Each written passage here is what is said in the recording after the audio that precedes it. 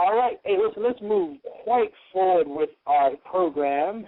And I'm excited to get this interview in. And I'll tell you why a little later.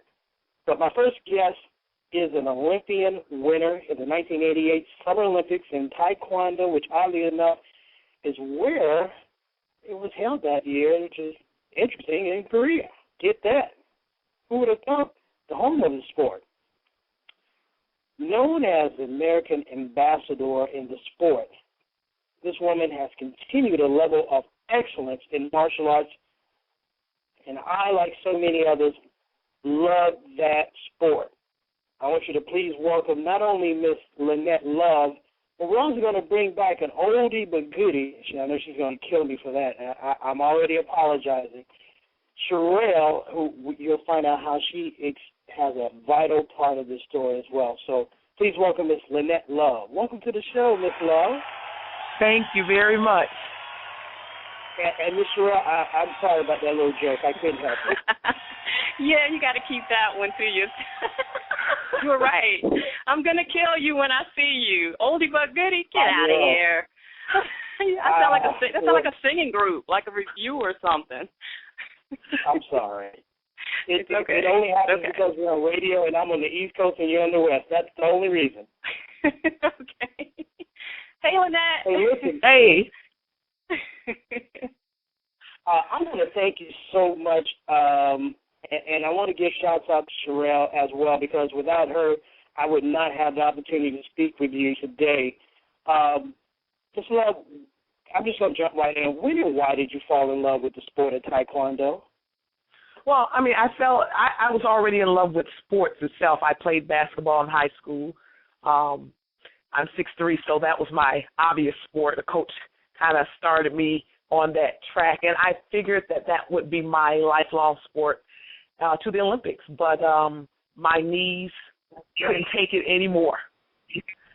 And so at that time, I really didn't have the foresight to see, but I just decided, for myself that, I don't want to continue Taekwondo because this pain is, only going to get worse. And I was on my way to college, so I, wanted to keep in shape.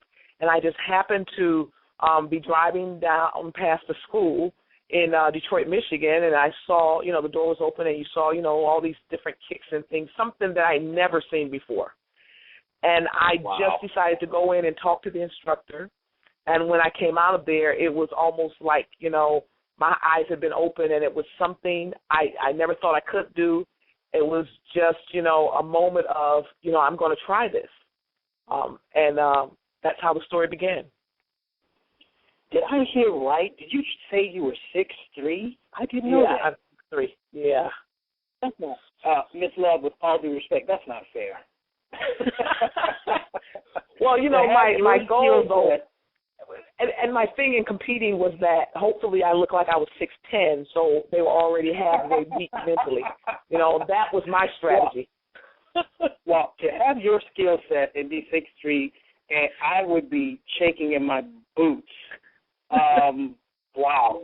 Hey, I know the sport of Taekwondo was introduced in 1988 as a demonstration sport and finally became a medal sport in 2000, which was, I believe, Sydney, Australia. Right. What exactly is the difference?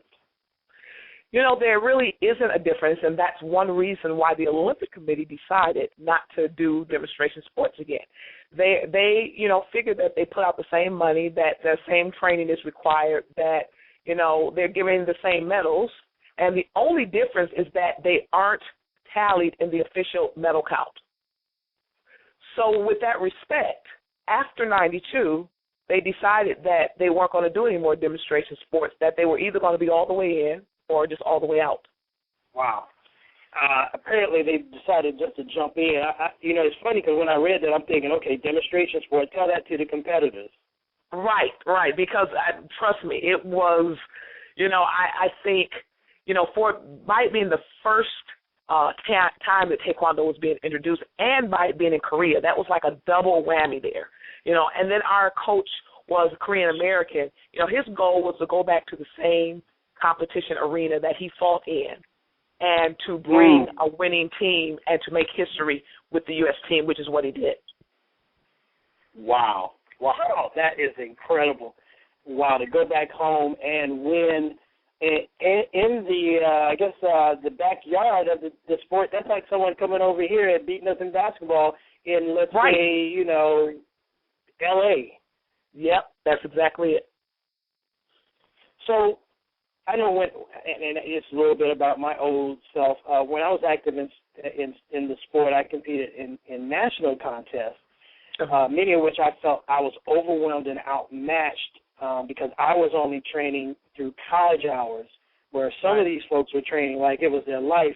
Now, of course, I was not on the level of competition you were on or found yourself, but was there ever a time you felt overwhelmed being in South Korea, going against South Koreans in the sport that they created? If so, how did you overcome it? I guess initially when we found out it was going to be in the Olympics in '88 and that it was going to be in Seoul, Korea, there was a moment of, oh my, but I don't know, and I have to speak just for myself. I just felt like I'm coming from Detroit, Michigan, and it's got to be a lot tougher here than it is in Korea.